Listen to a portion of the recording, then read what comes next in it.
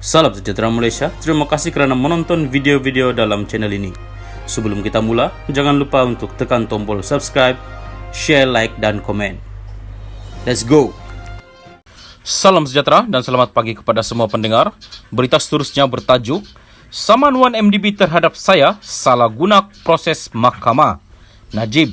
Berita penuh, bekas Perdana Menteri Najib Razak mendakwa pesalah sebenar di sebalik kerugian besar yang dialami 1MDB telah digugurkan daripada tindakan sivil.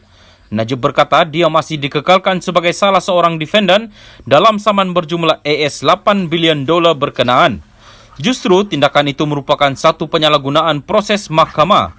Bekas Menteri Keuangan itu membangkitkan perkara tersebut dalam pernyataan pembelaan 4 muka surat terhadap saman sivil 1MDB terhadapnya dan 7 yang lain berhubung kerugian keuangan akibat dakwaan penyalahgunaan kuasa dan pelanggaran tugas fidusiari.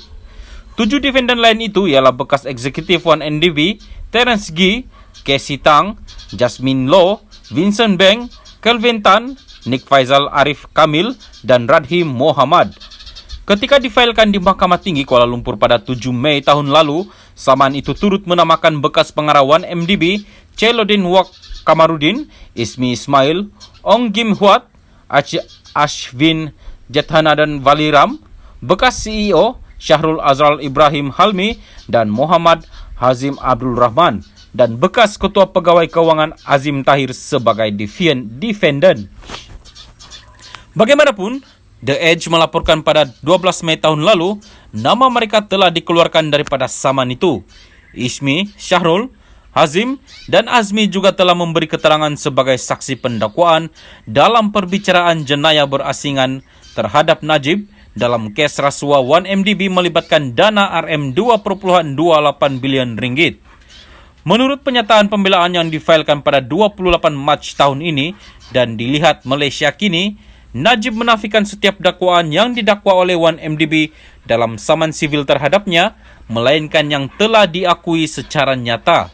Bekas Menteri Keuangan itu berkata, 1MDB diletakkan di atas beban bukti yang kukuh bagi setiap segala dakwaan.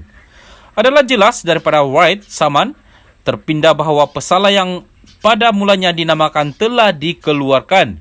Ini menimbulkan syak wasangka dan ketidakjujuran plaintiff-plaintiff dalam memfailkan guaman ini.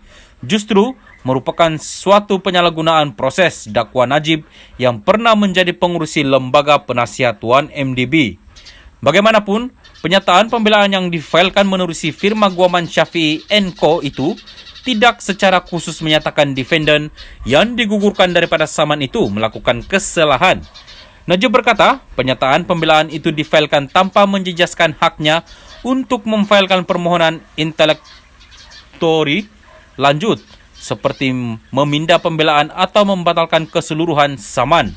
Pada ketika ini, pernyataan pembelaan ini juga difailkan tanpa prejudis kepada hak defendant.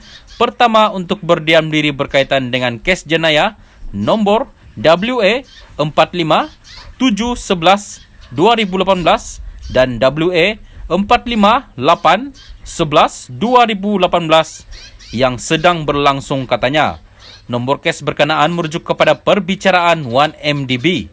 Ketika prosiding jenayah, pasukan peguam tertuduh antara lain berhujah bahawa dia tidak tahu sebarang salah laku dan penyalahgunaan wang 1MDB didalangi oleh ahli perniagaan Low Tech Joe, juga dikenali sebagai Jolo, serta beberapa pegawai 1MDB. Sebelum ini dilaporkan, Najib dan 1MDB bersetuju bahawa perbicaraan penuh saman sivil itu tidak akan diteruskan sehingga prosiding jenayah selesai.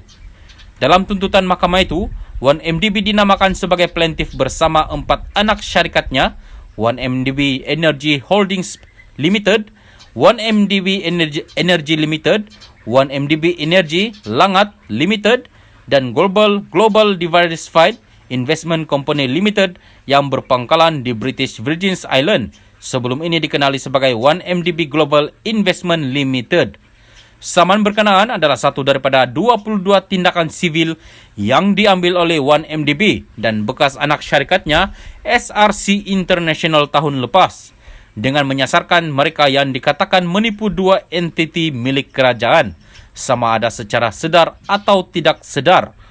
Plaintiff diwakili oleh peguam dari firma guaman Screen.